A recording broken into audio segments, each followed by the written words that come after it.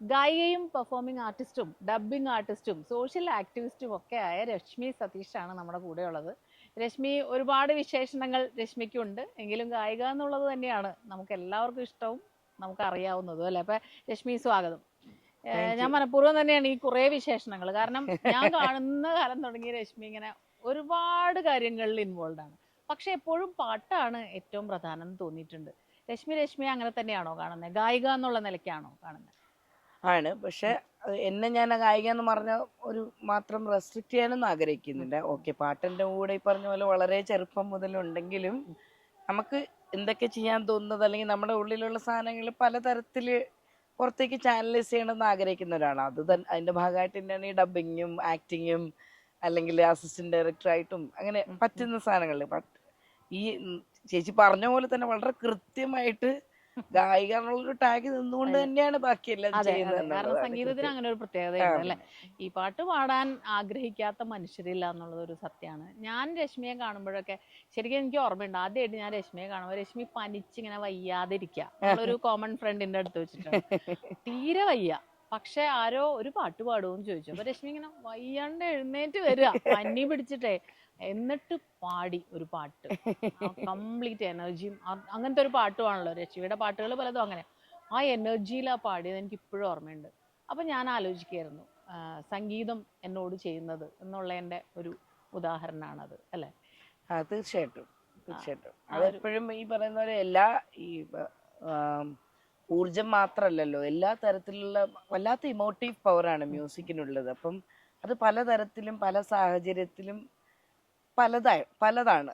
അത് ചിലപ്പം നമുക്ക് നമ്മുടെ സ്നേഹമാണ്, ചിലപ്പം നമുക്ക് നമ്മുടെ അമർഷമാണ്, ചിലപ്പം നമുക്ക് നമ്മുടെ ദുഃഖമാണ്, ചിലപ്പം നമുക്ക് നമ്മുടെ പ്രണയമാണ്, യെസ്, ചിലപ്പോൾ നമ്മുടെ ദേഷ്യമാണ്. അപ്പൊ എല്ലാ സാധനങ്ങളും ഉണ്ട് അതിനകത്ത്. അപ്പൊ ഈ പറഞ്ഞ പോലെ എല്ലാ കാര്യങ്ങളും എക്സ്പ്രസ് ചെയ്യാൻ പറ്റിയതോ ഉള്ളിൽ ഒതുക്കാൻ പറ്റിയോ രണ്ട് സ്പേസും ഉണ്ട് അതെ, സംഗീതത്തിന്. അതെ. അങ്ങനെ ഒരു മാജിക് സാധനമാണ് സംഗീതം ശരിക്കും എന്ന് എനിക്ക് മാജിക്കാണ്. തോന്നുന്നത്. പിന്നെ എനിക്ക് തോന്നുന്നു അത് തന്നെയാണ് രശ്മിയെ വ്യത്യസ്തയാക്കുന്നതെന്ന് എനിക്ക് തോന്നിയിട്ടുണ്ട്. കാരണം കൃത്യമായ നിലപാടുകളുണ്ട് ഓരോ കാര്യത്തിലും. നമ്മുടെ ചുറ്റിലും നടക്കുന്ന പല കാര്യങ്ങളിലും അനീതി കണ്ടാൽ പ്രതികരിക്കാൻ, എല്ലാത്തിനും ആ പാട്ട്, എൻ്റെ പാട്ടിലൂടെ ഞാൻ എൻ്റെ ഐഡിയോളജി പറയുന്നു, അല്ലെങ്കിൽ എൻ്റെ ശക്തമായ നിലപാടുകൾ, അങ്ങനെ ഒരു കാര്യം ഞാൻ രശ്മിയിൽ അത് ശ്രദ്ധിച്ചു. എനിക്ക് തോന്നിയിട്ടുള്ളത് എല്ലാ മനുഷ്യർക്കും ഇപ്പൊ നിങ്ങൾക്ക് നിങ്ങളുടെ ചിലപ്പം പ്രസന്റ് ചെയ്യുന്ന അല്ലെങ്കിൽ ഓരോ ചെയ്യുന്ന ഒരു വാർത്തയിലൂടെ ആയിരിക്കാം, അല്ലെങ്കിൽ ഒരു കവിത ആരെങ്കിലും എഴുതിയ കവിത നിങ്ങൾ റീഇൻവെന്റ് ചെയ്ത് അല്ലെങ്കിൽ റീപ്രസന്റ് ചെയ്യുമ്പോഴായിരിക്കാം. അതുപോലെ നമുക്ക് എല്ലാവർക്കും ഓരോ ഭാഷയുണ്ട് കമ്മ്യൂണിക്കേറ്റ് ചെയ്യാൻ അല്ലെങ്കിൽ എക്സ്പ്രസ് ചെയ്യാൻ. അതിലെനിക്ക് തോന്നുന്ന ഏറ്റവും എഫക്റ്റീവായിട്ട് എനിക്ക് യൂസ് ചെയ്യാൻ പറ്റിയ ഒരു ഭാഷ മ്യൂസിക്കിന്റെ ആണെന്ന് തോന്നിയിട്ടുണ്ട്. അത് കുറേ കാലം എടുത്ത്, ചെറുപ്പം മുതൽ മ്യൂസിക് കൂടെ ഉണ്ടെങ്കിലും ഇതിനെ ഏത് തരത്തിലാണ് നമ്മുടെ ലൈഫിൽ പ്ലേസ് ചെയ്യേണ്ടതെന്ന് നമ്മൾ ഭയങ്കര അതെ, കൺഫ്യൂസ്ഡ് അതെ. ആയിരിക്കുമല്ലോ ആക്ച്വലി. അപ്പൊ ഇങ്ങനെ പഠിക്കുന്നു, കർണാട്ടിക് പഠിക്കുന്നു, അല്ലെങ്കിൽ കുറച്ച് കഴിയുമ്പോൾ വേറെ പാട്ടുകൾ കേൾക്കുന്നു. പക്ഷെ എവിടെയാണ് ഇതിന് നമ്മൾ റിയൽ ലൈഫുമായിട്ട് കണക്ട് ചെയ്യുക, മനുഷ്യനുമായിട്ട് കണക്ട് ചെയ്തിട്ട് എങ്ങനെയാ ഇതിനെ പറയാൻ പറ്റുക, അല്ലെങ്കിൽ മനുഷ്യന്റെ ആവാസ വ്യവസ്ഥയായിട്ട് കണക്ട് ചെയ്തിട്ട് ചെയ്യാൻ എങ്ങനെയാ ഇതിനെ സംസാരിക്കാൻ പറ്റുക, അല്ലെങ്കിൽ അവരുടെ ഇടയിൽ എങ്ങനെയാ ഇതിനെ. അപ്പൊ എനിക്ക് തോന്നുന്നു എൻ്റെ ഒരു ഭാഷ ചിലപ്പം കൂടുതൽ എഫക്റ്റീവായിട്ട് എനിക്ക് ഉപയോഗിക്കാൻ അറിയാവുന്ന ഭാഷ പല ലാംഗ്വേജിനപ്പുറത്തേക്ക്, ആ നമ്മൾ പറയുന്ന ലിറ്ററൽ മീനിങ്ങിനപ്പുറത്തേക്ക് എൻ്റെ ഭാഷ സംഗീതമായിരിക്കാം എന്ന് എനിക്ക് തോന്നിയിട്ടുണ്ട്. അത് തന്നെ. ആ ശക്തമായ നിലപാടുകളും അതിൽ നിന്ന് തന്നെ നമ്മൾ കാണാറുണ്ട്. പിന്നെ രശ്മിയുടെ ഒരു യാത്ര നോക്കിയാലോ, അതെ, ചെറുപ്പത്തിൽ കർണാട്ടിക് പഠിച്ചിട്ടുണ്ടെങ്കിൽ പോലും ഫിസിക്സ് പഠിക്കുന്നു ബിരുദത്തിന്. പക്ഷെ എനിക്ക് തോന്നുന്നു ഈ ഫിസിക്സ് പഠിച്ചത് കൊണ്ട് തന്നെ വോയിസ് റെക്കോർഡിങ്, അത് ആ ടെക്നിക്കൽ സൈഡിൽ നിന്ന് നോക്കി കഴിഞ്ഞാൽ ഒരു പക്ഷെ അത് നമുക്ക് കണക്ട് ചെയ്യാൻ പറ്റിയിരിക്കും. പക്ഷെ തീർച്ചയായിട്ടും അത് ആ, തന്നെയാണ് ഞാൻ SRFT സൗണ്ട് ഡിസൈൻ ചെയ്തപ്പോഴും അതെ, എന്നെ ഹെൽപ്പ് ചെയ്തു. കാരണം അതാണല്ലോ എൻ്റെ ബേസിക് ബേസിക്കുകളൊക്കെ എല്ലാം. അതാണല്ലോ. പിന്നെ ഈ പറയുന്ന പോലെ നമ്മൾ നഴ്സറി പഠിക്കുന്നത് മുതൽ നമ്മളിപ്പം നമ്മൾ എന്തൊക്കെ പഠിച്ചോ അതെല്ലാം നമുക്ക് ഓരോ തരത്തിൽ അപ്ലൈ ആവുന്നുണ്ട്. അതെ, ഇപ്പൊ അതെ, നമ്മൾ പറയും നമ്മൾ പണ്ട് പഠിച്ച ട്രിഗ്നോമെട്രിയില് സൈൻ തീറ്റ കോസ് തീറ്റ നമ്മളിപ്പോ ഉപയോഗിക്കില്ല, എന്തിനു പഠിച്ചോന്നോ. അതെ, അത് ചിലപ്പം അത് ആ നമ്മൾ ഒരു അറിയാതെ ഉപയോഗിക്കുന്നുണ്ട് അല്ലേ. ഫോമിലല്ലായിരിക്കും, എവിടെയൊക്കെ നമ്മുടെ അത് ലൈഫിൽ ഇങ്ങനെ ഓർമ്മിപ്പിക്കല്ലേ, കിടപ്പുണ്ട്. അതെ, ഓർഗാനിക് കെമിസ്ട്രിയും. പ്രത്യേകിച്ച് എന്നെ. അതെ അതെ. പക്ഷെ ഞാൻ ഫിസിക്സ് പറയുന്നത് അത് പഠിച്ചതുകൊണ്ട് in terms of sine theta cos theta ആയിരിക്കണം എന്നില്ല. ഏതൊക്കെയോ തരത്തിൽ നമ്മൾ എല്ലാ കാര്യങ്ങളും നമ്മുടെ ലൈഫിനകത്ത് അപ്ലൈ യെസ്, ചെയ്യുന്നുണ്ടെന്നാണ് ഞാൻ എക്സാക്ട്ലി, മനസ്സിലായത്. അതുകൊണ്ട് അത് ശരിയാ. ഒരു ഡിഫറെന്റ്, ഇപ്പം physics, social work, sound designing, music, ഇതെല്ലാം എന്തൊക്കെ വോട്ടെവർ, ഇതൊന്നുമല്ല ഇനി അക്കാഡമിക് അല്ലാത്ത പല കാര്യങ്ങളും ഉണ്ടല്ലോ നമ്മുടെ ലൈഫിൽ നമ്മൾ ചെറുപ്പം മുതൽ കാണുന്നതും കേൾക്കുന്നതും ഒക്കെ. ആ കാര്യങ്ങളൊക്കെ അതെ, നമ്മൾ ഈ അതെ. പറഞ്ഞല്ലോ, ഇപ്പൊ നമ്മൾ ഈ ഇരിക്കുന്ന നമ്മളെല്ലാവരും, പോലെ ഒരു ഗീവ് ആൻഡ് ടേക്ക് ടൈം അതെ, അല്ലേ. അതെ. പിന്നെ നമ്മൾ പരിചയപ്പെടുന്ന വ്യക്തികളിൽ നിന്ന്, വായിക്കുന്ന പുസ്തകങ്ങളിൽ നിന്ന്, പുസ്തകങ്ങളിൽ നിന്ന് പോകുന്ന യാത്രകളിൽ നിന്നൊക്കെ ജീവിതയാത്രയിൽ അങ്ങനെ പിന്നെ തീർച്ചയായിട്ടും യാത്രയൊക്കെ വേറൊരു തലം, മനുഷ്യന്റെ തലങ്ങൾ ഉണ്ടാക്കുന്നതാണ് ആക്ച്വലി. അത് യാത്ര ചെയ്യുന്ന എല്ലാ മനുഷ്യരും, ഇപ്പൊ ഞാൻ സ്വന്തമായിട്ട് ചെയ്യാറുണ്ട്, അമ്മ റിട്ടയർമെന്റിന് ശേഷം യാത്ര ചെയ്യാറുണ്ട്. അപ്പൊ ഈ മനുഷ്യര് ഗ്രോ ചെയ്യുന്നതുണ്ടല്ലോ, അതായത് പ്രായം കൊണ്ടല്ല ഞാൻ പറയുന്നത്, മനസ്സിലായി. മനുഷ്യന്റെ വലിപ്പം എന്ന് പറഞ്ഞാൽ വേറൊരു തരത്തിൽ അതിങ്ങനെ ഇങ്ങനെ കണ്ണിന്റെ മുന്നിൽ കാണാൻ പറ്റുന്നുണ്ട് പല യാത്ര ചെയ്യുന്ന മനുഷ്യരെ കാണുമ്പോഴൊക്കെ. ട്രൂ. അപ്പൊ അത് ഭയങ്കര വേറൊരു തരത്തിലുള്ളൊരു വലിയ കാര്യമാണ് ആക്ച്വലി. അത് ഭയങ്കര ട്രാൻസ്ഫോർമേഷൻ ആണ് ഹ്യൂമൻ ബീയിങ്ങിനെ സംബന്ധിച്ചിടത്തോളം. അതുപോലെ തന്നെ ആയിരിക്കും ഇപ്പൊ രശ്മി അത് കഴിഞ്ഞ് MSW പഠിക്കുന്നു വയനാട്ടില്, അത് കഴിഞ്ഞ് കൽക്കട്ടയിൽ പോയി ജീവിക്കുന്നു കുറേ കാലം. ഒരു പക്ഷെ അതുകൊണ്ട് തന്നെയായിരിക്കും രശ്മിയെ ഞാൻ ശ്രദ്ധിച്ചിട്ടുള്ളത്, അത് സോ കോൾഡ് കൺവെൻഷണൽ രീതികളിൽ നിൽക്കുന്ന ആ ഒരു ചതുരത്തിൽ നിൽക്കുന്ന ഒരാളല്ല രശ്മി എന്ന് എനിക്ക് പലപ്പോഴും തോന്നിയിട്ടുണ്ട്. ഉദാഹരണത്തിന് ഇപ്പൊ രശ്മിയുടെ വസ്ത്രധാരണം ആണെങ്കിൽ അങ്ങനെ കൂടുതൽ അതിനൊരു ഈ വസ്ത്രം ഇങ്ങനെ ധരിക്കണം, ഈ ഒരു ഒക്കേഷനിൽ ഇങ്ങനെ ധരിക്കണം, അങ്ങനെയൊന്നും ഒരു ശ്രദ്ധിക്കുന്ന ഒരാളായിട്ട് എനിക്ക് തോന്നിയിട്ടില്ല. രശ്മിക്ക് ഇഷ്ടമുള്ള രീതിയിൽ ഞാൻ ശ്രദ്ധിക്കുന്ന വെച്ചാൽ എന്റെ ഒരു ഇഷ്ടത്തിനുള്ള രീതിയിൽ അങ്ങനെ ചൂസ് ചെയ്ത് റാൻഡംലി, അല്ലാതെ നാം ഭയങ്കര പ്രിപ്പയർ ചെയ്ത് ഭയങ്കര ഡിസൈൻ ചെയ്തൊരു അങ്ങനെയൊന്നും ഞാൻ ഇതുവരെ ചെയ്തിട്ടില്ല. ആക്ച്വലി ഞാൻ കോൺസേർട്ടിന് ചെയ്യുമ്പോൾ പോലും ഞാനിങ്ങനെ ആലോചിക്കും എന്റെ കയ്യിൽ ഉള്ള ഇത് ഏതൊക്കെ മിക്സ് മാച്ച് ചെയ്യാം, അതൊക്കെ അങ്ങനെയാ ചൂസ് ചെയ്യുന്നത് ആക്ച്വലി.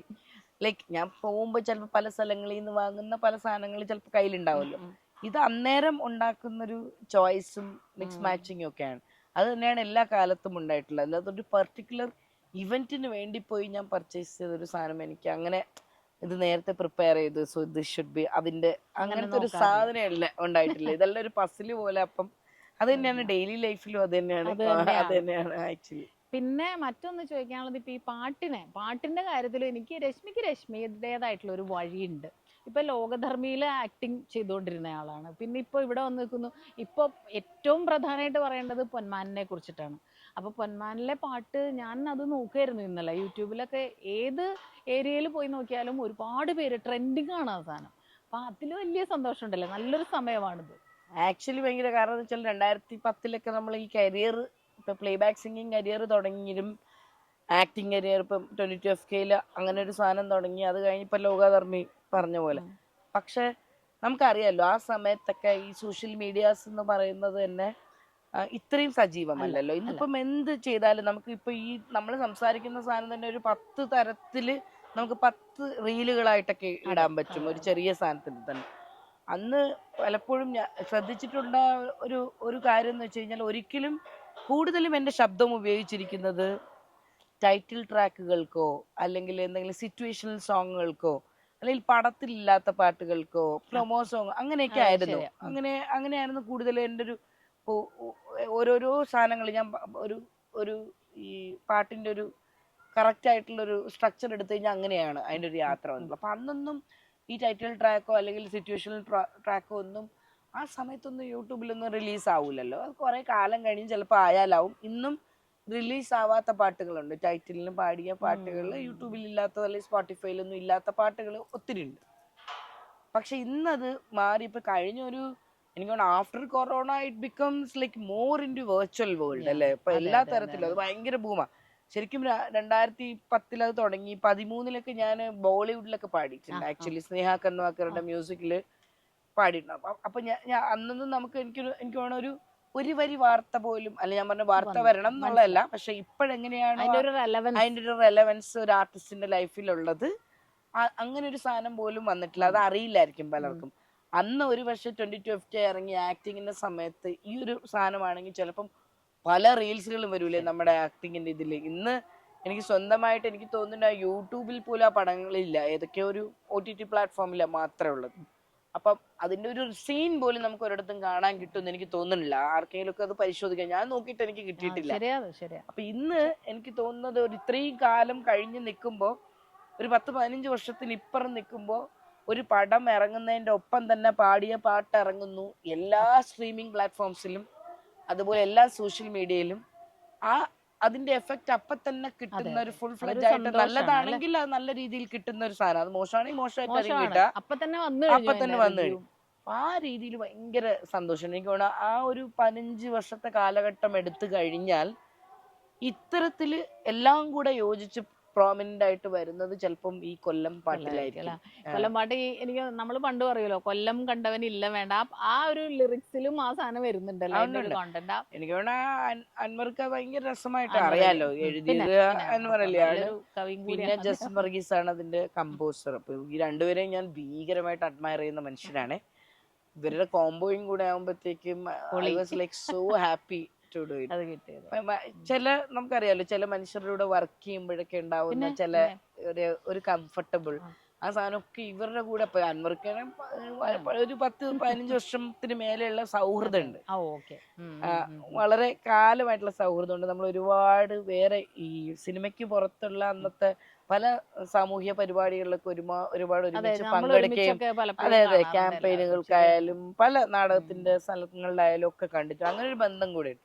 അപ്പൊ നമുക്ക് എപ്പോഴും അവരൊക്കെ ഇപ്പം ഇങ്ങനെ പ്രോപ്പർലി ഇൻഡസ്ട്രിയിൽ സ്പേസ് ചെയ്യുന്ന സമയത്ത് നമുക്ക് അവരുടെ കൂടെ ഒക്കെ വർക്ക് ചെയ്യാൻ പറ്റും, നമ്മുടെ സ്വന്തം ആൾക്കാരല്ലേ എന്നൊക്കെ ഉള്ള ഒരു ഫീലും ഉണ്ടാവുമല്ലേ. ആ പാട്ടൊന്ന് പാടിയാലോ നമുക്ക്? അവിടാരാണ്ടടതുണ്ട് ഇരുകാലന്മാരാട, അവിടാരാണ്ടടതുണ്ട് മഹചൂടന്മാരാട, ഒരു നോട്ട പശ കൊണ്ട് ഉണ്ട് തെറിപേശുന്നതുമുണ്ട് ഉണ്ട്, അലമ്പോടലമ്പെങ്കിലും തങ്ക മനസ്സാടാ, കൊല്ലം കണ്ടോടാ ഇല്ലം കാണണ്ട, കൊല്ലം കണ്ടോടാ ഇല്ലം കാണണ്ട. നമ്മുടെ അലമ്പോട് അലമ്പ, പക്ഷെ തങ്ക മനസ്സാണ്.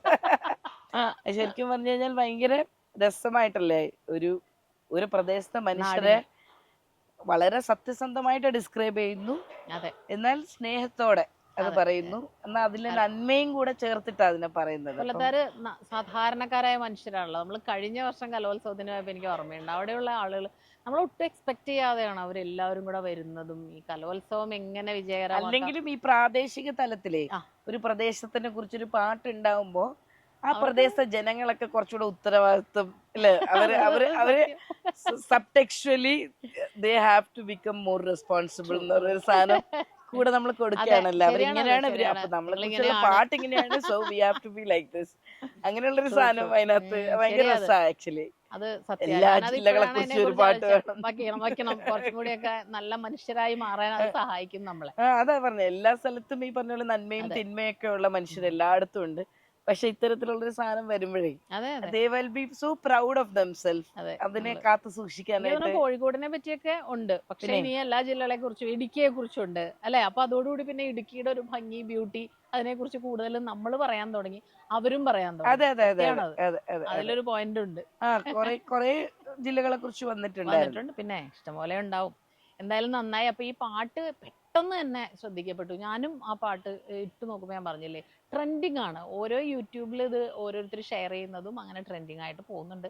അപ്പോൾ അത് ഇനിയും അങ്ങനെ ആവട്ടെ, നല്ല വിജയമാവട്ടെ. രശ്മി പറഞ്ഞ പോലെ രശ്മിയുടെ ശ്രദ്ധിച്ച പാട്ടെന്ന് ഉറുമിയിൽ രശ്മി പാടിയിട്ടുണ്ടെന്ന് പലർക്കും ആ കാലത്തൊന്നും അറിയില്ലായിരുന്നു. അതെ, കാരണം ഉറുമിയിൽ പാടിയ ഒരു ഫോക്ക് സോങ് എന്ന് പറഞ്ഞാൽ അതിനകത്ത് ആകെ 2 വരിയേ ഉള്ളൂ.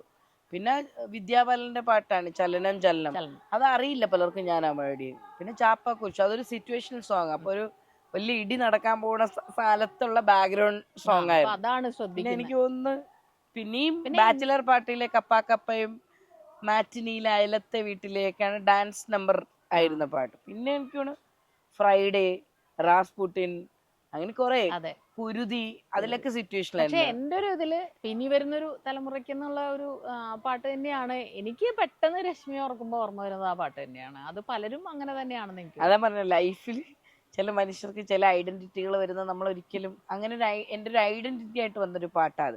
കാരണം ഞാൻ തന്നെ അത് 2004 മുതൽ കേൾക്കുന്നുണ്ട്. അതിനെ ബേസ് ചെയ്തിട്ട് ചെറിയ മ്യൂസിക് വീഡിയോ ഒക്കെ അന്ന് 12th hour സോങ് എന്നൊക്കെ പറഞ്ഞ് ചെയ്തിട്ടുണ്ട്. പക്ഷെ പല സ്ഥലത്തും ഡോക്യുമെന്ററി ഫിലിം മേക്കർ ശരത്തേട്ടനല്ലേ, ശരത്തേട്ടൻ പല സ്ഥലത്തും സിനിമകൾ കാണിക്കാൻ പോകുമ്പം ഈ മ്യൂസിക് വീഡിയോ കാണിക്കുമായിരുന്നു ആദ്യം, സിനിമകൾക്ക് മുമ്പൊക്കെ. പക്ഷെ അതൊന്നുമല്ലാതെ നിൽപ്പ് സമരത്തിന്റെ ഐക്യദാർഢ്യം ഫോട്ടോ കൊച്ചിയിൽ നടക്കുന്ന ഒരു സമരപന്തലിലുള്ള ഒരു വീഡിയോ ആണ്. അത് ഈ പറഞ്ഞ മനുഷ്യന്മാര് മുഴുവൻ അതുമായിട്ട് റിലേറ്റ് ചെയ്ത് അതിനെ ഏറ്റെടുത്ത് അതൊരു എല്ലാവരും, അത് ശരിക്കും പറഞ്ഞ ഒരു പ്രൊട്ടസ്റ്റ് സ്വഭാവത്തിൽ മാത്രമല്ല അത് പോയിരിക്കുന്നത്, പല മനുഷ്യരെയും പലതരത്തിൽ അത് കണക്ട് ആക്കിയിരുന്നു. പ്രവാസികൾക്ക് നാടുമായിട്ടുള്ളൊരു കണക്ഷൻ, രോഗമുള്ള മനുഷ്യർക്ക് പെയിൻ കില്ലർ ആയിട്ടുള്ളൊരു കണക്ഷൻ, പലരുടെയും ഇൻബോക്സ് മെസ്സേജുകൾ അന്ന് വന്നിട്ടുണ്ട്. അപ്പം ഒരാഴ്ച വരെ എന്ത് സംഭവിച്ചു എന്ന് അറിഞ്ഞൂടായിരുന്നു. പെട്ടെന്ന് പത്രത്തിൽ ആ പന്തലിൽ പാടുന്ന ഫോട്ടോയും ഇത് എഴുതിയ ആളുടെ ഫോട്ടോയും വന്നപ്പോൾ എൻ്റെ ഒരു സുഹൃത്താണ് എന്നെ വിളിച്ചിട്ട് പറഞ്ഞ എന്തൊക്കെയോ സംഭവിക്കുന്നുണ്ട്, പത്രത്തിൽ നിന്റെ ഫോട്ടോ ഉണ്ടെന്ന് പറഞ്ഞിട്ടാണ്. നോക്കുമ്പോൾ അന്ന് ഈ ഫേസ്ബുക്ക് ഒന്നും എപ്പോഴും നോക്കുന്ന പരിപാടിയൊന്നും ഇല്ലല്ലോ, വല്ലപ്പോഴും നോക്കും, ആഴ്ചയിൽ ഒരിക്കലൊക്കെ നോക്കിയാൽ നോക്കും. എടുത്തു നോക്കിയപ്പോൾ അതിനകത്തൊരു 5000 ഇൻബോക്സ് മെസ്സേജസ്, എല്ലാം ഭയങ്കര വികാരാധീനമായിട്ടുള്ള മെസ്സേജുകളാണ്, പലതരം മനുഷ്യരിൽ നിന്നാണ്. അതാണ് ഞാൻ പറഞ്ഞ ഓരോ മനുഷ്യരെ അത് കണക്ട് ചെയ്തിരുന്നത് ഓരോ തരത്തിലാണ്. അത് ബീച്ച് കാണാവുന്ന ഒരു മനുഷ്യൻ മൊബൈലിൽ എടുത്തിട്ടാണ്, ബിജിത്ത് എന്ന് പറഞ്ഞ്, ഇപ്പൊ എന്റെ സുഹൃത്താണ്. അന്ന് ഈ പറഞ്ഞ ആ മനുഷ്യൻ ഫാമിലി ആയിട്ട് വന്നപ്പോ ഈ സമരപ്പന്തലുമായിട്ട് ഇത്തരം സാമൂഹിക കാര്യങ്ങൾ ഇടപെടുന്ന ഒരു മനുഷ്യനായോണ്ട് പുള്ളിക്ക് പാട്ട് കേട്ടപ്പം അത് അങ്ങനെ ഷൂട്ട് ചെയ്ത് കൃത്യമായിട്ട്. അത് അങ്ങനെ സംഭവിച്ചു പോയെന്ന് നമുക്ക് പറയാനും പറ്റില്ല. കാരണം അത് ഉണ്ടാക്കുന്ന ഒരു ഇമ്പാക്റ്റ് ഉണ്ടല്ലോ. കാരണം അത് ആ റൈറ്റ് ടൈമിലാണ്. അതൊരു ഓർമ്മപ്പെടുത്തൽ പോലെ നമ്മൾ പലരും പല കാര്യങ്ങളും മറക്കുന്നു, ഇങ്ങനെ മുന്നോട്ട് പോയിക്കൊണ്ടിരിക്കും. ശരി, ഈ പാട്ട് ശരിക്കും പറഞ്ഞാൽ 10-30 വർഷം മുന്നേ എഴുതിയിട്ടുള്ള പാട്ടാണ്. അത് ഓരോ സ്ഥലത്തും അതിന്റെ സ്പേസിങ്ങിൽ വരുമ്പോഴ ആൾക്കാർ ഇത് റിലേറ്റ് ചെയ്ത പല തരത്തിലാ ആക്ച്വലി. അതാണ് അതിന്റെ കാര്യം. അവിടെ ഒരു പർട്ടിക്കുലർ കോസിന് വേണ്ടിയിട്ടാണ് ആ സമരപ്പന്തലിൽ അത് സംഭവിച്ചത്. പക്ഷെ ഓരോ മനുഷ്യനും ഈ പാട്ട് അവരുടെ ജീവിതത്തിലേക്ക് എടുത്തത് പലതരത്തിലുള്ള ഓർമ്മപ്പെടുത്തലുകളും ബന്ധിപ്പിക്കലും ഒക്കെ ആയിട്ടാണ്. അതാണ് അതിന് അത്രയും മാജിക് വന്നത്. എല്ലാ മനുഷ്യർക്കും പലതരത്തിൽ കണക്ട് ചെയ്യാൻ പറ്റി എന്നുള്ളതാണ്. എക്സാക്ട്ലി, അത് തന്നെയാണ്. അപ്പൊ നമ്മുടെ ഇനി വരുന്ന ഒരു തലമുറയ്ക്ക് പാടാതെ രശ്മിയെ വിടാൻ പറ്റില്ല. അപ്പൊ അതിന്റെ ഒരു 4 വരി തീർച്ചയായിട്ടും പ്രേക്ഷകരല്ലെങ്കിൽ ഒച്ചപ്പാടും ബഹളവും. ഇനി വരുന്നൊരു തലമുറയ്ക്ക് ഇവിടെ വാസം സാധ്യമോ, ഇനി വരുന്നൊരു തലമുറയ്ക്ക് ഇവിടെ വാസം സാധ്യമോ, മലിനമായ ജലാശയം അതിമലിനമായൊരു ഭൂമിയും, മലിനമായ ജലാശയം അതിമലിനമായൊരു ഭൂമിയും, ഇനി വരുന്നൊരു തലമുറയ്ക്ക് ഇവിടെ വാസം സാധ്യമോ, ഇവിടെ വാസം സാധ്യമോ, സ്വാർത്ഥ ചിന്തകളുള്ളിലേറ്റി സുഖങ്ങളെല്ലാം കവരുവോ, ചുട്ടെരിച്ചു കളഞ്ഞുവോ ഭൂമി തന്നുടെ നന്മകൾ, നനവുകിനിയും മനസ്സുണർന്നാൽ മണ്ണിലിനിയും ജീവിതം, ഒരുമയോടെ നമുക്കു നീങ്ങാം തുയിലുണർത്തുക കൂട്ടരെ, ഇനി വരുന്നൊരു തലമുറയ്ക്ക് ഇവിടെ വാസം സാധ്യമോ, ഇവിടെ വാസം സാധ്യമോ. നമ്മുടെ ചുറ്റിലും സംഭവിക്കുന്ന പല കാര്യങ്ങളിലും ഇപ്പൊ 2 തരത്തിലുള്ള അഭിപ്രായമുള്ളവരുണ്ട്. പാട്ട് പാടുന്നവര് അവര് പാട്ടുകാരല്ലേ, അവർ അത്രയും സോഫ്റ്റ് ആയിട്ട് അങ്ങനെ വളരെ കാമായിട്ട് പോകുന്നവർ, അവർ ഈ ചുറ്റിലുള്ള കാര്യങ്ങളെ കുറിച്ച് പറയേണ്ടതുണ്ടോ? ഇപ്പൊ സോഷ്യൽ മീഡിയ ഒക്കെ വന്നതിന് ശേഷം പലരും എല്ലാത്തിലും കയറി അഭിപ്രായം പറയുന്നവരുണ്ട്. പക്ഷെ നമുക്കൊരു സൊസൈറ്റിയിൽ ഒരു ഹ്യൂമൻ ബീയിങ് എന്നുള്ള നിലയ്ക്ക് നമ്മുടെ ചില ഉത്തരവാദിത്തങ്ങളുണ്ട്. അപ്പോൾ എനിക്ക് പലപ്പോഴും തോന്നിയിട്ടുണ്ട്, വളരെ പ്രശ്നങ്ങളുള്ളത് എടുത്ത് അത് ആത്മാർത്ഥമായിട്ട് തന്നെ വളരെ ശക്തമായിട്ട് രശ്മി പ്രതികരിക്കണം ഞാൻ കണ്ടിട്ടുണ്ട്. അതിപ്പോൾ ആദിവാസികളുടെ പ്രശ്നം വന്നാലും അല്ലെങ്കിൽ ഒരു സ്ത്രീകളുടെ പ്രശ്നം വന്നാലും ഒക്കെ തന്നെ അവിടെ കൃത്യമായിട്ട് ശക്തമായിട്ട് നിലപാട് വ്യക്തമാക്കുന്നത് കണ്ടിട്ടുണ്ട്. അത് നമ്മുടെ ഒരു ഉത്തരവാദിത്തമായിട്ട് കണ്ടിട്ടുണ്ട്. അത് ഭയങ്കര ഈ പറഞ്ഞ പോലെ ജനറലൈസ് ചെയ്ത് നമുക്ക് അടിച്ചേൽപ്പിക്കുന്ന ഉത്തരവാദിത്തമായിട്ട് കാണാൻ എനിക്കിഷ്ടമല്ല. ഒരു മനുഷ്യൻ എന്തെങ്കിലും ഒരു കാര്യത്തിനോടൊരു ഒപ്പീനിയൻ പറയണമെങ്കിൽ they should fell for it. അവര് കൃത്യമായിട്ട് അവർക്ക് മനസ്സിൽ തോന്നി അവർക്ക് ന്യായമുള്ള കാര്യങ്ങൾക്ക് വേണ്ടിയിട്ട്, അല്ലെങ്കിൽ അവിടെ അനീതിയാണ് നടക്കണമെന്ന് ബോധ്യമുള്ള കാര്യങ്ങൾക്ക് വേണ്ടിയിട്ട്. അപ്പം ഈ നാട്ടിൽ നടക്കുന്ന എല്ലാ ഇഷ്യൂവിനും ചെന്ന് നമുക്ക് സംസാരിക്കാൻ പറ്റുന്നില്ല. അത് നിങ്ങൾക്കാർക്കും എന്നോട് പറയാനും പറ്റില്ല, നിങ്ങൾ യു ഷുഡ് ഡു ദാറ്റ്.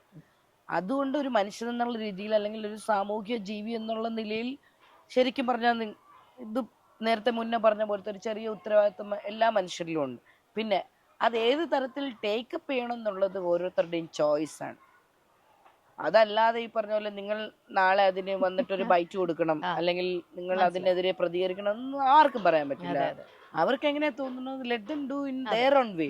അല്ലെങ്കിൽ ചിലപ്പോൾ പ്രതികരിക്കാത്ത, ചിലപ്പോൾ സൈലൻസ് ആയിരിക്കും അവരുടെ പ്രതികരണം. അത് ഭയങ്കര ഒരു പ്രതികരണമാണ് ആക്ച്വലി. പിന്നെ നമ്മൾ ശക്തമല്ലേ വായ തുറക്കണമെന്നില്ല, ചിലപ്പം നമ്മൾ മിണ്ടാതിരിക്കുന്നതും അത് ഭയങ്കര ശക്തമായിട്ടുള്ള ഒരു പ്രതികരണം. അപ്പം അതിന് വേണ്ടിയിട്ടുള്ളൊരു അവയർനെസ് എല്ലാ മനുഷ്യർക്കും ഉണ്ടാവുക എന്നുള്ളതാണ്. എവിടെയാണ് എന്താണ് അത് ഈ പറഞ്ഞ പോലെ പൊതു ഇടത്തിൽ മാത്രമല്ലല്ലോ, ചിലപ്പോൾ നമ്മുടെ വീടുകളിലുള്ള കാര്യത്തിന് നമ്മൾ പ്രതികരിക്കേണ്ടി വരില്ലേ, അല്ലെങ്കിൽ പിന്നെ ഏറ്റവും നമ്മൾ ജീവിക്കുന്ന ചുറ്റുമുള്ള മനുഷ്യരെടുത്തോ അങ്ങനത്തെ പല കാര്യങ്ങളിൽ വരുമല്ലോ, ചുറ്റുപാടുകളിലോ ഉള്ള. അപ്പൊ അതെല്ലാം നമ്മൾ ഈ ഒരു മനുഷ്യനായിട്ട് ജീവിക്കാൻ കേപ്പബിൾ ആവുമ്പോഴാണല്ലോ നമ്മൾ ഈ പ്രതികരിച്ചു കൊടുക്കുന്നത്. അപ്പൊ ഒരു കുഞ്ഞായാലും വളർന്ന് തുടങ്ങി തുടങ്ങി അവന്റെ ഓരോ ഡെവലപ്മെന്റിന്റെ ഒരു ഭാഗത്ത് ഒരു പരിധിയിൽ എത്തുമ്പോഴാണല്ലോ അവൻ ചോദ്യങ്ങൾ ചോദിച്ചു ചോദിക്കാൻ തുടങ്ങുന്നത്. തുടങ്ങുക. അതെ അതെ അതെ. അതുപോലെ ആ പാരന്റിങ്ങിലും അല്ലെങ്കിൽ നമ്മുടെ ചുറ്റുമുള്ള മനുഷ്യരും നമ്മുടെ വിദ്യാഭ്യാസ സമ്പ്രദായവും ഒക്കെ നമുക്ക് തന്ന ഒരു ഇത് വെച്ചിട്ട് നമുക്ക് എങ്ങനെയാണ് അതിനെ ഡീൽ ചെയ്യാൻ പറ്റുക, അതുപോലെ ചെയ്യണം. പക്ഷെ എന്തായാലും മനുഷ്യന്മാരെന്നുള്ള രീതിയിൽ ലീവ് ആൻഡ് ലെറ്റ് ലീവ് എന്നും ബാക്കിയുള്ളവരുടെ അടുത്തുള്ള ഒരു കമ്പാഷനും കൺസേണും ഒക്കെ ഉണ്ടാവണം എന്നുള്ളൊരു സാധനം അത് ബേസിക്കലി വേണമെന്ന് ആഗ്രഹിക്കുന്ന ഒരാളാണ് ഞാൻ. അതില്ലാത്തവർക്ക് അത് അങ്ങനെയാവാം, എല്ലാവർക്കും വേണമെന്ന് ശാഠ്യം പിടിക്കുന്ന ആളുമല്ല. കാര്യമില്ല. പക്ഷെ എന്നെ സംബന്ധിച്ചിടത്തോളം ഞാൻ അതിനെ വില കൽപ്പിക്കുന്നുണ്ട്. അത് തന്നെയാണ്. അതുപോലെ തന്നെയാണ് ഒരു സ്ത്രീപക്ഷ ചിന്ത. പലരും പറയും ഇപ്പോൾ ഒരുപാട് നമ്മൾ മാറിയിട്ടുണ്ട്, സൊസൈറ്റി മാറിയിട്ടുണ്ട്. യെസ്, മാറിയിട്ടുണ്ട്. പക്ഷെ പലപ്പോഴും ഈ ഒരു സ്ത്രീയുടെ ഭാഗത്തുനിന്ന് വരുമ്പോൾ, അല്ലെങ്കിൽ സ്ത്രീയുടെ പ്രശ്നം വരുമ്പോൾ, അത് ആ സ്ത്രീ പുരുഷ വേർതിരിവോട് കൂടി തന്നെ കാണുന്ന ആളുകളെ നമുക്ക് കാണാം. അതായത് ഇപ്പൊ ഈവൻ നമ്മൾ ഫെമിനിസം പോലും കൃത്യമായി മനസ്സിലാക്കുന്ന എത്ര പേരുണ്ട് എന്നുള്ളൊരു ചോദ്യം. അതൊരു വലിയ പ്രശ്നമാണ് ഈ ടേം എന്ന് പറഞ്ഞു കഴിഞ്ഞാൽ. ഇവിടെ സ്ത്രീകൾക്കില്ലാത്ത എന്തോ ഒരു ഈ പറഞ്ഞ സ്ത്രീകൾക്ക് മാത്രം വേണ്ടിയിട്ടുള്ള എന്തോ ഒരു സാധനത്തിന് വേണ്ടിയിട്ട് അങ്ങനെയല്ല. ഇവിടെ പലതരം ജെൻഡറുകളുണ്ട്. അതിൽ ഇവിടുത്തെ ഒരു ഹൈറാർക്കി അനുസരിച്ചിട്ടും അല്ലെങ്കിൽ പാട്രിയാർക്കി അനുസരിച്ചിട്ടും ഒക്കെ നിലനിൽക്കുന്ന ഒരു സിസ്റ്റത്തിൽ ഈ ഇക്വാലിറ്റി ഇല്ലാതാവുന്നു. ആ ഇക്വാലിറ്റിയിലേക്ക് എത്തണമെന്നേ ഞാനും പറയുന്നുള്ളൂ. ആ ഇക്വാലിറ്റിയുടെ മുകളിലേക്കും വേണ്ട, എല്ലാവരും ഒരേ തട്ടി നിന്നാൽ മതി. Actually it is not something like beyond that. ഞാൻ അതിനും സപ്പോർട്ട് ചെയ്യുന്നില്ല ആക്ച്വലി. സോ നമ്മൾ ഇവിടെ എല്ലാ ജെൻഡർ ഉള്ള മനുഷ്യർക്കും ഇവിടെ ജീവിക്കാൻ ഒരുപോലെയാണ് അവകാശം. അവരുടെ അഭിപ്രായത്തിനെ അവരുടെ എക്സിസ്റ്റൻസിനെയും മാനിക്കുക എന്നുള്ളതാണ്. അത് ആരായാലും അങ്ങോട്ടും ഇങ്ങോട്ടും അതൊരു മിനിമം മര്യാദയാണ്.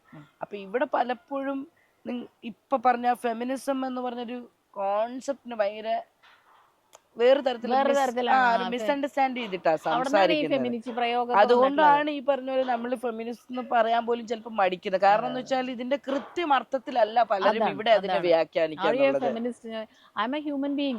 അങ്ങനെ കാരണം വെച്ചാൽ ഇതൊരു ഇക്വാലിറ്റിയെ കുറിച്ച് മാത്രമാണ് പറയുന്നത്, അല്ലെങ്കിൽ അതാണ് അതിന്റെ തിയറി എന്ന് ബോധ്യമുള്ളവരടുത്തേ അത് യെസ് ഐ ആം എന്ന് പറഞ്ഞിട്ട് കാര്യമുള്ളൂ. അല്ലാതെ ഇതിനെ വേറൊരു തരത്തിൽ വ്യാഖ്യാനിക്കുന്നവരടുത്ത് ഈ ടേം വെച്ച് കഴിഞ്ഞാൽ അവര് ഈ പറഞ്ഞ പോലെ വെറുതെ മനുഷ്യനെ ഇല്ലാണ്ടാക്കാന്നല്ലാതെ ഒരു കാര്യവും ഒരു ഗുണവുമില്ല അതിനകത്ത്. പലപ്പോഴും രശ്മിയുടെ സ്റ്റാറ്റസിൽ ഞാൻ കാണാറുണ്ട് ഹിന്ദി ഗസൽസ്, നല്ല കാം സൂത്തനിങ് അങ്ങനത്തെ സോങ്സും കാണാറുണ്ട്. അപ്പൊ അത് ഒരുപാട് ഇഷ്ടമാണ് അല്ലെ? പേഴ്സണലി ഇപ്പം നമ്മളെപ്പോഴും സ്റ്റീരിയോ ടൈപ്ഡായി പോകുന്ന ഒരു കാര്യമുണ്ടല്ലോ. ഇപ്പൊ ഞാനൊരു ഫോക്ക് സോങ്സ് പാടി, അല്ലെങ്കിൽ ഞാനൊരു എൻവയോൺമെന്റൽ റിലേറ്റഡ് സോങ് പാടി, അല്ലെങ്കിൽ ഒരു സോളിഡാരിറ്റി, അല്ലെങ്കിൽ എന്തെങ്കിലും ഒരു സമരത്തിന് വേണ്ടിയിട്ട് ഒരു റെസിസ്റ്റിങ് സാധനമോ അങ്ങനത്തെ എന്തെങ്കിലും, പിന്നീട് നമ്മൾ എപ്പോഴും നമ്മുടെ ഒരു ശീലമാണ് അത്തരത്തിലുള്ളൊരു സാധനത്തിന് വേണ്ടി മാത്രമാണ് നമ്മുടെ. അതാണ് ഞാൻ മുന്നേ പറഞ്ഞത്, ഒരിക്കലും ഒരു ഫീമെയിൽ സൈഡിൽ നിന്ന് നോക്കുമ്പോൾ, ആസ് എ ജെൻഡർ സൈഡിൽ നിന്ന് നോക്കുമ്പോൾ ഒരു ഫീമെയിലിൻ്റെ വോയിസ് ആയിട്ട് അങ്ങനെ അധികം യൂസ് ചെയ്യാത്ത ഒരു ശബ്ദമാണ് എൻ്റെ. ഫീമെയിലിന്റെ വോയിസ് എന്ന് പറഞ്ഞാൽ ഡാൻസ് നമ്പറിലല്ല കേട്ടോ, അത് അവരുടെ അതൊരു പുറത്തുനിന്നുള്ളൊരു പാട്ടിന്റെ അതൊരു ഫീമെയിൽ അവിടെ ഡാൻസ് ചെയ്യുന്നു എന്നുള്ളതുകൊണ്ട് ഞാൻ പറഞ്ഞത് ഒരു ഇന്നർ അവരുടെ ഒരു ഇമോഷണൽ ലെവലുണ്ടല്ലോ, വേറൊരു തരത്തിലോ അല്ലെങ്കിൽ ഒരു പ്രണയത്തിലോ അല്ലെങ്കിൽ അവരുടെ അങ്ങനത്തെ ഒരു സാധനത്തിലൊന്നും അതെപ്പോഴും നമുക്കറിയാം. അപ്പൊ ഈ പറഞ്ഞ ഗസൽസും സാധനങ്ങളും ഒക്കെ ഞാൻ എല്ലാ തരം പാട്ടും കേൾക്കുന്ന ആളാണ്. ഞാനൊരു ജോണറില് അതെ സ്റ്റിക്ക് ചെയ്യുന്ന ആളല്ല. അപ്പൊ നമ്മള് കുറച്ചും കൂടെ ഇന്ത്യയിൽ ഉണ്ടായിരുന്ന മ്യൂസിക്കൽ ഫോംസിലും ഇന്ത്യയിൽ എക്സിസ്റ്റ് ചെയ്തിരുന്ന സിംഗേഴ്സിനെയൊക്കെ നോക്കുകയാണെങ്കിൽ ഭയങ്കര വാസ്റ്റ് ആൻഡ് ബ്യൂട്ടിഫുൾ ആണ്. വരീദ ഖാനു ആയാലും ബേഗം അക്തർ ആയാലും അബീദ പർവീൻ ആയാലും ഒക്കെ. പിന്നെ അവര് പാടുന്ന പാട്ടുകൾക്കും ഉണ്ടാ മനോഹാരിത, അവര് പാടുന്ന ലിറിക്സിന്റെ ഇക്ബാൽ ബനോ അവരും ഈ പറഞ്ഞ പോലെ ഭയങ്കര ആ തരത്തിൽ ഹം ദേഖേംഗെയൊക്കെ പാടിയത് എന്ന് പറയുന്നത് കഴിഞ്ഞാൽ അതിന് ഈ ഒരു tonal quality of the sound വെച്ചിട്ട് നമ്മളെ സ്റ്റീരിയോ ടൈപ്പ് ചെയ്യാതെ പലതരത്തിലുള്ള ബ്രേക്കിങ്. അതിപ്പം ഒരിക്കലും തുടക്കം മുതലുള്ള ഇന്റർവ്യൂവിൽ ഞാൻ പറഞ്ഞിട്ടുണ്ട്, there is no category of female and male എന്ന് പറഞ്ഞൊരു സാധനം വോയിസില്. അപ്പോ there is a range of voice. അതാണ് സത്യം. അതാണ്. അപ്പൊ സൂഫിയിലൊക്കെ ഇപ്പൊ നസ്രത്ത് ഒക്കെ പാടുമ്പോ തന്നെ റേഞ്ച്, ഏതൊക്കെ റേഞ്ചിലാണ് പുള്ളി ഇങ്ങനെ ട്രാവൽ ചെയ്യുന്നൊരു സാധനം ഉണ്ടല്ലോ, അത്രേ ഉള്ളൂ അതിനകത്ത്. അതിന് നമ്മൾ ഈ പറയുന്ന പോലെ കൂടുതൽ ഒരു ജനറലിൽ വരുന്ന ഒരു ഒരു റേഞ്ച് ഓഫ് സൗണ്ടിന്റെ ഫീമെയിൽ കാറ്റഗറിയിൽ നിന്ന് മെയിൽ കാറ്റഗറിയിൽ നിന്ന് നമ്മുടെ സൗകര്യത്തിന് വേണ്ടിട്ട് നമ്മൾ തിരിച്ചിരിക്കുന്ന ഒരു തിരിവ് മാത്രമാണ് അത്. തിരിച്ചറിയാന്നുള്ളത് വലിയ കാര്യമാണ്. അത് ഈ പറഞ്ഞ പോലെ പണ്ടത്തെ നാടകങ്ങളും സിനിമകളിലൊക്കെ നിങ്ങൾ എന്റെ ടെക്സ്ചർ ഉള്ള വോയിസ് ഒരുപാട് കേട്ടിട്ടുണ്ടാവില്ലേ, ഒത്തിരി ഉണ്ടായിരുന്നു. പക്ഷെ പിന്നീടത് സിനിമകൾ എഴുതുമ്പോഴും അല്ലെങ്കിൽ പുതിയ എന്ത് പെർഫോമിംഗ് ആർട്ട് ഫോംസ് ആയാലും ഇങ്ങനത്തെ തിയേറ്റർ ആയാലും ഒക്കെ വരുമ്പോൾ സ്ത്രീകളെ ക്യാരക്ടറൈസ് ചെയ്യുന്ന വിധം എങ്ങനെയായിരിക്കണം ഒരു സ്ത്രീ എന്ന് പറഞ്ഞാൽ കെയർ ചെയ്യുമ്പോൾ അതിന്റെ പറഞ്ഞൊരു അടക്കവും ഒതുക്കവും അല്ലെങ്കിൽ സോഫ്റ്റും അല്ലെങ്കിൽ സ്ത്രീകളെ വർണ്ണിക്കുന്ന രീതി ഉണ്ടല്ലോ, വളരെ റെയർ ആയിട്ട് മാത്രമല്ല വേറെ തരത്തിലുള്ള ഒരു സ്ത്രീനെ കുറിച്ചുള്ള ഡിഫറൻസ് വർണ്ണന കാണാം. അതിപ്പോ സാഹിത്യത്തിലായാലും സിനിമയിലായാലും ഒക്കെ. അപ്പൊ സിനിമയിൽ എങ്ങനെയാണോ ആ സ്ത്രീകൾ ഉണ്ടായത്, അതോ ആ സ്ത്രീകൾക്കനുസരിച്ച് ശബ്ദവും മാറാൻ തുടങ്ങി എന്നാണ് എൻ്റെ ഒരു മനസ്സിലാക്കല്.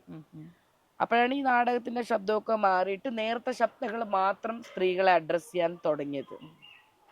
അതിനൊക്കെ എനിക്ക് തോന്നുന്നു കുറച്ചു കാലം മുമ്പൊക്കെ ആയിരിക്കും ഒരു മാറ്റം വന്നത്. അതുകൊണ്ടായിരിക്കാം ഇപ്പം എന്നെ പോലുള്ള ശബ്ദമുള്ള കുറെ പേര് സിറ്റുവേഷനിലായിട്ടെങ്കിലും പാടാൻ വരുന്നത്. പക്ഷെ എനിക്ക് തോന്നിയിട്ടുള്ള തമിഴിലൊക്കെ ഈ ടോണൽ ക്വാളിറ്റി ഉള്ളവർ അവരെല്ലാ തരം ഇമോഷൻസിന് ഉപയോഗിച്ചിട്ടുണ്ട്. ഇപ്പൊ ബോംബെ ജയശ്രീ, സുധാ രഘുനാഥ്, അങ്ങനത്തെ കുറെ മനുഷ്യരൊക്കെ ഒരു ഹെവി ടോണൽ ക്വാളിറ്റി ആണെങ്കിലും എത്ര ബ്യൂട്ടിഫുൾ ആയിട്ടുള്ള, ഇപ്പൊ നമ്മളെ തന്നെ പ്രണയ സന്ധ്യയൊരു വെൺ സൂര്യന്റെ എന്ത് ബേസ് വോയിസ് ആണ്, പക്ഷെ എത്ര ഇമോട്ടീവ് ആണ് ആ പാട്ട്. അപ്പൊ എന്നെ സംബന്ധിച്ചിടത്തോളം ഞാൻ പേഴ്സണലി ഭയങ്കര ഒരു വൺ ഓഫ് ദ ഫേവറേറ്റ് സാധനം കൂടെയാണ്. അതെ അതെ, ഞാൻ പാടാറുണ്ട്. അത് പാടാം. ഞാൻ പറഞ്ഞു അങ്ങനെ ഒരു ആ ഒരു ശബ്ദത്തിനെ നമ്മളിങ്ങനെ റെസ്ട്രിക്ട് ചെയ്യേണ്ട കാര്യമില്ല എന്ന് എനിക്ക് തോന്നിയിട്ടുണ്ട്. പക്ഷെ പെർസെപ്ഷൻ എത്രത്തോളം വാസ്റ്റ് ആണെന്നുള്ള അനുസരിച്ചിട്ടായിരിക്കും അങ്ങനെയുള്ള സാധ്യതകൾ തെളിയാൻ തോന്നിയിട്ടുണ്ട്. അപ്പൊ ഇഷ്ടമുള്ള ഒരു പാട്ട് പാടാൻ പറഞ്ഞ ഏത് പാട്ടാ പാടുക? ഇപ്പൊ ഇത് പറഞ്ഞ സ്ഥിതിക്ക് വേണമെങ്കിൽ ഞാൻ ഇത് പാടാം. എനിക്ക് വലിയ ഇഷ്ടമാണ്. എനിക്ക് ഭയങ്കര ഇഷ്ടമാണ്. എനിക്ക് രാഗം ഭയങ്കര ഇഷ്ടമാണ്, ഈ പാട്ട് ഭയങ്കര ഇഷ്ടമാണ്, സിനിമ ഭയങ്കര ഇഷ്ടമാണ്. പ്രണയ സന്ധ്യയൊരു വെൺ സൂര്യന്റെ വിരഹമറിയുന്നുവോ, വെറുതെ നെഞ്ചിലൊരു വാർത്തിങ്കൾ തിരിയുമെറിയുന്നുവോ, പുലർനിലാവിന്റെ യമുനയിൽ ചന്ദ്രകാന്തമലിയുന്നുവോ, കനവിലായിരം കനകമേഘം കടൽ വരയ്ക്കുന്നുവോ, പ്രണയ സന്ധ്യയൊരു വെൺ സൂര്യന്റെ വിരഹമറിയുന്നുവോ, വെറുതെ നെഞ്ചിലൊരു വാർത്തിങ്കൾ തിരിയുമെറിയുന്നു. അടിപൊളി. ഓ, ഇങ്ങനെ കേട്ടുകൊണ്ടേ ഇരിക്കാൻ തോന്നുന്നു, എത്ര നേരം വേണമെങ്കിലും കേൾക്കാം. Thank you for specially. ഞങ്ങൾ 4 വനിതാ അവതാരകർ നിന്നിട്ട് വിമൻസ് ഈവനിങ് എന്ന് പറഞ്ഞൊരു പ്രോഗ്രാം ഉണ്ട്. അപ്പോൾ അത് കാണുമ്പോൾ ചിലർ ഈ പറഞ്ഞ പോലെ വേഷവിധാനങ്ങളെ കുറിച്ച് പറയും, ചിലർ അങ്ങനെ വാർത്തയിലേക്ക് ശ്രദ്ധിക്കാതെ മറ്റു പല കാര്യങ്ങളും ശ്രദ്ധിക്കുന്നത്. അത് എനിക്ക് തോന്നിയിട്ടുള്ളത് സൊസൈറ്റിയുടെ ഒരു പരിച്ഛേദം തന്നെയാണല്ലോ നമ്മുടെ പ്രേക്ഷകർ എന്ന് പറയുന്നത്. ഇങ്ങനത്തെ ഒരു കൺസെപ്റ്റിനെ കുറിച്ച് എന്താണ് പറയാനുള്ളത്? ഇപ്പം സാധാരണ ഒരാളിരുന്ന് ചതുരവടിവിലിരുന്ന് വായിക്കുന്നതായിരുന്നു വാർത്ത. നമ്മൾ ഇവിടെ വന്ന് നിൽക്കുകയാണ്. ഇപ്പോൾ നമ്മൾ വളരെ ലൈറ്റായിട്ട് അതേ പറഞ്ഞ ഇപ്പം നമ്മള് ഇത് എല്ലാം നമ്മുടെ പെർഫോമൻസ് ആണല്ലോ, മാർക്കറ്റും കൂടെ ആണല്ലോ. അപ്പൊ ഇതിനെ എങ്ങനെയായിരുന്നു നമ്മൾ അവതരിപ്പിച്ചിരുന്നത്, how they are presenting, they were presenting the female എന്നുള്ളത് ഭയങ്കര ഇമ്പോർട്ടന്റ് തന്നെയായിരുന്നു. പലപ്പോഴും ഷോസിലൊക്കെ നമുക്ക് സംഭവിക്കുന്നതും അങ്ങനെയാണല്ലോ. ഇപ്പൊ പറഞ്ഞ പോലെ പല കാര്യങ്ങളെ കൊണ്ട് മാറ്റി നിർത്തപ്പെടുന്ന ഫീമെയിൽസ് ഉണ്ട്.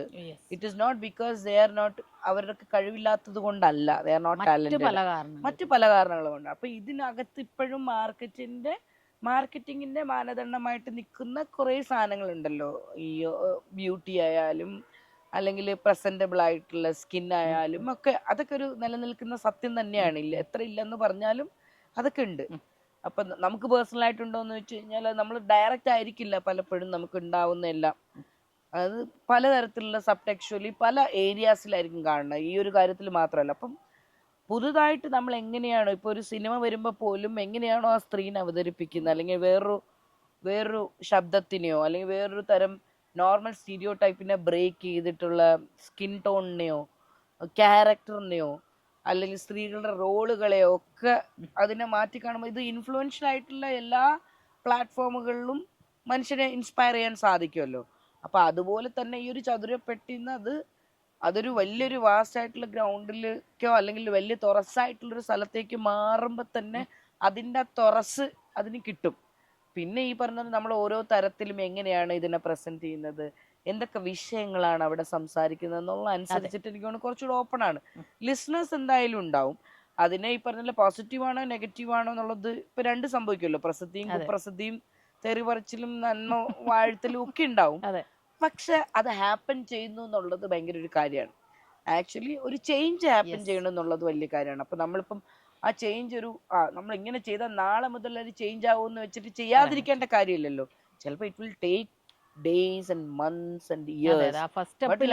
അതാ പക്ഷെ നമ്മളത് ചെയ്തുകൊണ്ടേ ഇരിക്കുക എന്നുള്ളതാണ്, പറഞ്ഞുകൊണ്ടേ ഇരിക്കുക എന്നുള്ളതാണ്, പ്രവർത്തിച്ചുകൊണ്ടേ ഇരിക്കുക എന്നുള്ളതാണ്. അപ്പൊ അതെന്തായാലും ഡെഫിനറ്റ്ലി അങ്ങനത്തെ സാധനം ഇപ്പം ഒരു മീഡിയയിലുള്ളൊരു സാധനം ഇപ്പൊ സ്മേച്ചിച്ച് പറഞ്ഞുകൊണ്ടാണ് ഞാൻ പറഞ്ഞത്, ഏത് മേഖലയിലായാലും ആ ചേഞ്ച് റിഫ്ലക്ട് ചെയ്യുന്ന തന്നെയാണ് ഞാൻ വിശ്വസിക്കുന്നത്. അപ്പോൾ എന്താ പറയുക, ഞാൻ നേരത്തെ തുടക്കത്തിൽ പറഞ്ഞ പോലെ തന്നെ രശ്മി അങ്ങനെ ഒരു ഗായിക എന്ന് മാത്രം പറഞ്ഞു. ഗായികയാണ്, അടി മുതൽ മുടി വരെ ഗായികയാണ്. പക്ഷെ ഒരുപാട് കാര്യങ്ങളിൽ അങ്ങനെ ഇൻവോൾവ് ആയിട്ട് പോയിക്കൊണ്ടിരിക്കുന്നു. അങ്ങനെ തന്നെ പോട്ടെ ആ യാത്ര. അത് ഒരു എന്താ പറയുക, അതിനൊരു ഭംഗിയുണ്ടല്ലോ, ഒരു ബ്യൂട്ടി ഉണ്ട്. അതങ്ങനെ തുടരട്ടെ. പാട്ട് ഇനിയും ഒരുപാട് പ്രേക്ഷകർ, സംഗീത പ്രേമികളൊക്കെ നെഞ്ചിലേറ്റി ഒരുപാട് ഉയരങ്ങളിലേക്ക് പോട്ടെ. വലിയ സന്തോഷം. ആക്ച്വലി നമ്മൾ പരിചയപ്പെടുന്ന എത്രയോ വർഷം മുന്നെയാണ്, പക്ഷെ അവരൊക്കെ റീകണക്ട് ആവുന്ന വിധമുണ്ടല്ലോ. ഒരു മനുഷ്യനെ വീണ്ടും നമ്മൾ പലതരത്തില് റീകണക്ട് ചെയ്യുമ്പോഴേ, അതിപ്പം ചിലപ്പോ ഒരു ഇന്റർവ്യൂവിന് വേണ്ടിട്ടായിരിക്കാം വിളിച്ചാൽ, അല്ലെങ്കിൽ നമ്മൾ വേറെ വല്ല സ്ഥലത്ത് നമ്മൾ കാണുന്നുണ്ട്, സംസാരിക്കാനൊന്നും ചിലപ്പോൾ സമയമില്ല. പിന്നെ കുറച്ച് മകളെ പരിചയപ്പെട്ടപ്പം അങ്ങനെ ഒരു പരിചയം, പിന്നെ നമ്മൾ വേറെ ഏതൊക്കെ വീണ്ടും ഈ എപ്പോഴും മനുഷ്യരെ എപ്പോഴും ഭയങ്കര സോഷ്യലൈസിങ് ജീവികളാണ്. നമ്മൾ എപ്പോഴും ഉൾവലിയുന്ന ആളെന്ന് പറഞ്ഞാൽ പോലും തീർച്ചയായിട്ടും വേറെ പലതരത്തില്, കാരണം നമ്മൾ അവിടെ ഉൾവലിഞ്ഞാലും വെർച്വലില് നമ്മളിത് ചെയ്യുന്നുണ്ടാവും. അപ്പൊ ഈ പറഞ്ഞ പോലെ അത്തരത്തിൽ മനുഷ്യനായിട്ട് കണക്ട് ചെയ്യാൻ പറ്റിയതിൽ വലിയ സന്തോഷമുണ്ട്. അതുപോലെ 24 എല്ലാ പ്രേക്ഷകരോടും സന്തോഷമുണ്ട്. Thank you Rashmi. Thank U.